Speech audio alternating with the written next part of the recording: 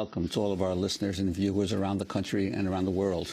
So, Juan, there are major indictments that have come down in a case that you really broke wide open in your pieces in the New York Daily News. Yeah, well, yesterday morning, the U.S. Attorney for the Southern District announced the arrests of several people. Four of them were former contractors, computer contractors for the City of New York on a huge project that the City of New York has been involved in of automating its payroll system, a whole new age computer system to keep time and pay several hundred, 130,000 city workers. And they arrested not only the four computer consultants, but several family members for a complex scam that involved basically stealing over $80 million in public monies.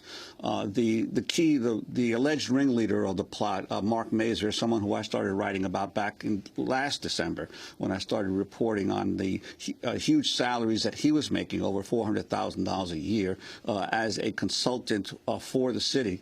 But over the last year, I kept on reporting on what's called the CityTime project.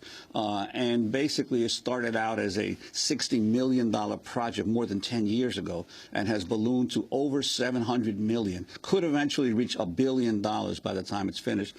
But it's also, there are key questions about what the Bloomberg administration. This is the biggest scandal of Michael Bloomberg's era as mayor of New York City.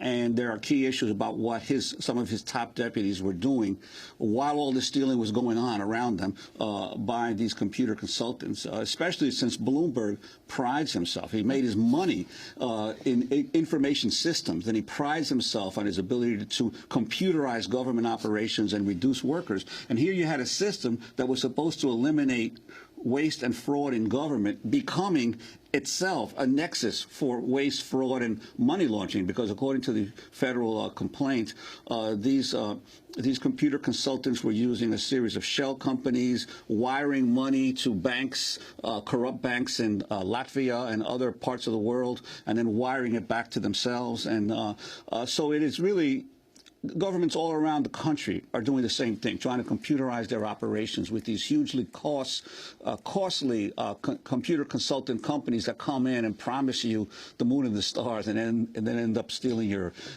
getting into the government's pocket. Now, this is especially significant one because of Mayor Bloomberg's the discussion of his possible bid for presidency in 2012. Yes, and of course, one of his big the mantra of Bloomberg is he's going to bring business-type efficiencies and practices into government operations. And this has become a big stain on the administration. We have to see now whether any other indictments follow, because this is a criminal complaint.